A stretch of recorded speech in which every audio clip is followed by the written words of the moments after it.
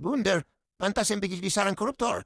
Istana tidak peduli siapa pemilik SPP walaupun ada konflik kepentingan. Ingat, Kalau kenapa misalnya ada Presiden pandang peristiwa bulu, hukum yang dijadikan dasar oleh Kepala Badan Kejaksaan tidak akan Agung diberhentikan. atas dugaan adanya kepemilikan SPPG. SPPG dari 3 orang tersangka ini. Gini Bang Rey, Kenapa baru ketahuan sekarang? Bang Rey harus mengerti, penunjukan daripada mitra dan titik daripada SPPG itu memiliki SOP dan juknisnya sendiri. Loh, iya, kenapa bisa keluar ini?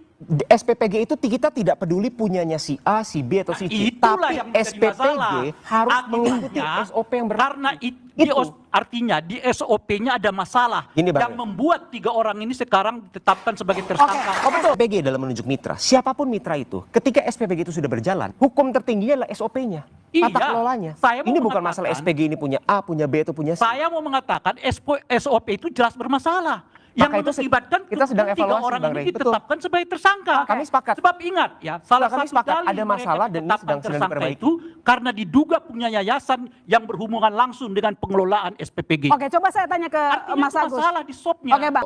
Kami ini kan tiap hari itu merekap berapa anak-anak yang keracunan dan seterusnya gitu ya.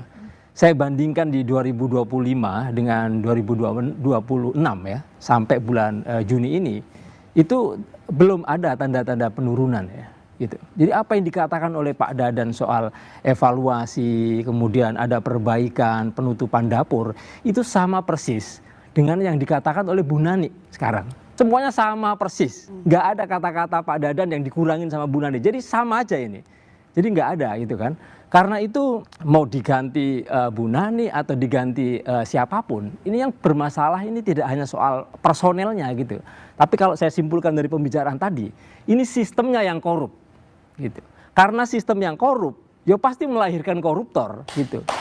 Itu udah pasti seperti itu gitu. Nah, kalau tadi kawan-kawan transparansi beberapa kali ngundang BGN nggak hadir. Kebetulan JPPI pernah juga mengundang BGN. Kita rilis soal data keracunan di sekolah.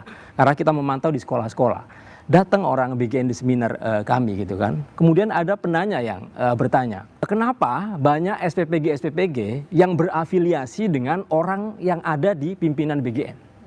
Dan dengan jelas BGN mengatakan, emang salahnya apa?